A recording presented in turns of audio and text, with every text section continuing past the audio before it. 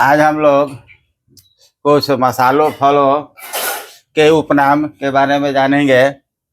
फसलों फलों एवं अन्न के लिए नाम अरे उपनाम, जिसको उपनाम से हम लोग जानते हैं। जैसे में आमों का, फलों का राजा आम। इसी प्रकार के क्वेश्चन कराएंगे जो महत्वपूर्ण है और मनोरंजन पूर्ण है, ज्ञान को बढ़ाए और ज्ञान को बढ़ाते रहे। वीडियो को देखें, समझें, ज्ञान को बढ़ाए। देखते हैं। दालों का राजा, दालों का राजा, दालों का राजा, दालों का राजा चना। चना को दालों का राजा कहते हैं। अब दालों की रानी, दालों की रानी मटर, मटर को दालों की रानी कहते हैं। फलों का राजा, फलों का राजा आम, फलों का राजा क्या हो गया? आम। अब फलों की रानी, फलों की रानी लीची, फलों की रानी लीची। बिहार में सबसे अधिक लीची कहाँ होता है? मुजफ्फरपुर में, मुजफ्फरपुर में, मुजफ्फरपुर में सबसे अधिक लीची होता है। लीची तीन प्रकार के होते हैं। कौन कौन? शाही लीची, शाही, चाइना, चाइना, और एक होता है कसैलिया। कसैलिया लीची का 3 वैरायटी है।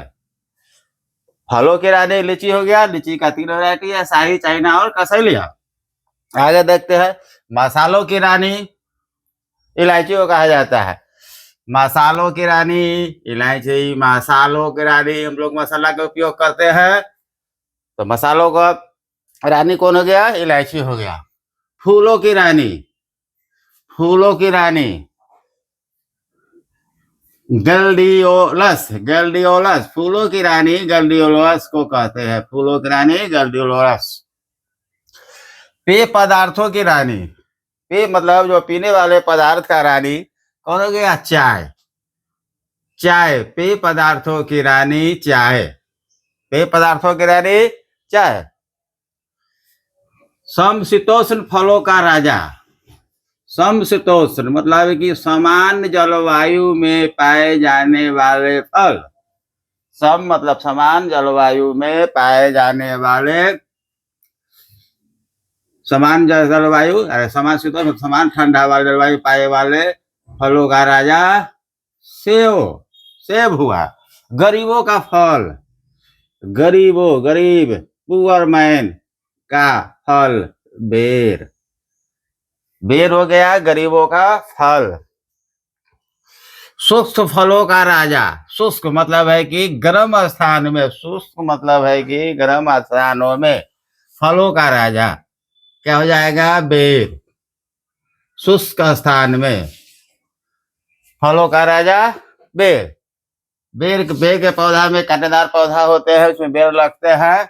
अब गरीबों का फल भी बेर हो गया। शुष्क फलों का राजा बेर हो गया, गरीबों का फल बेर हो गया। आगे देखते हैं। चमत्कारी फल, चमत्कारी फल कीवी फल को कहते हैं। कीवी फल को हम लोग चमत्कारी फल कहते हैं। कीवी फल को क्या कहते हैं? चमत्कारी फल। वनों का राजा, वनों का राजा टीक, टीक, टीक के एक बड़ा वृक्ष होता है जो जंगल में मिलते हैं, यह वनों का राजा कहा गया है। ईश्वरीय भोजन, ईश्वर के द्वारा दिया गया भोजन, ईश्वरीय भोजन किसको कहेंगे? कोकोआ, कोकोआ, कोकोआ को ईश्वरीय भोजन कहेंगे। भारत का स्वर्णिम तंतु, भारत का स्वर्णिम तंतु यानी धागा कौन आ जाएगा? जूट। भारत का स्वर्ण किसको कहते हैं? जूट को। उजला सोना, उजला सोना, उजला सोना किसको कहेंगे? कपास, कपास को हम लोग उजला सोना कहेंगे, कपास को उजला सोना कहेंगे। एक पत्तों वाली फल, एक पत्ता वाली फल गगरी फल, गगरी फल को एक पत्ता वाली फल कहेंगे। एक पत्ता वाली फल कौन हो गया? गगरी फल, एक पत्ता वाली फल। शाकाहारी मांस, शाकाहारी मांस, शाकाहारी मांस मशरूम, शाकाहारी मांस कौन आ जाएगा? मशरूम। मशरूम किस प्रजाति का है? कवक का है, कवक प्रजाति का है। मशरूम कवक प्रजाति का है, जो लोग हम बोलचाल की भाषा में कहते हैं गोबर छत्ता। गोबर छत्ता, गोबर छत्ता। कुछ मशरूम हानिकारक भी होते हैं, जहरीले होते हैं, कुछ खाने वाले होते हैं कवक, उसको मशरूम बोलते हैं। तो शाकाहारी मांस मशरूम हो गया। राष्ट्रीय वृक्ष बरगद, राष्ट्रीय वृक्ष बरगद, राष्ट्रीय वृक्ष क्या हो गया? बरगद हो गया। हरा सोना, हरा सोना हफीम, हरा सोना हफीम। कल्प वृक्ष नारियल, कल्प वृक्ष नारियल। कल्प वृक्ष किसको कहते हैं? नारियल को कहते हैं। शताब्दी पौधा, शताब्दी पौधा खजूर, खजूर को शताब्दी पौधा कहते हैं। इसलिए कहते हैं कि 1 शताब्दी 100 वर्षों तक खजूर का पौधा जिंदा रहता है, इसलिए इसको हम लोग शताब्दी पौधा कहते हैं। खजूर को विश्वव्यापी रेशा, विश्वव्यापी रेशा किसका उपनाम है? कपास का। कपास का क्या उपनाम है? विश्वव्यापी रेखा। मोटा अनाज, मोटा अनाज में ज्वार और बाजरा आते हैं। मोटा अनाज में कौन? ज्वार और बाजरा आते हैं।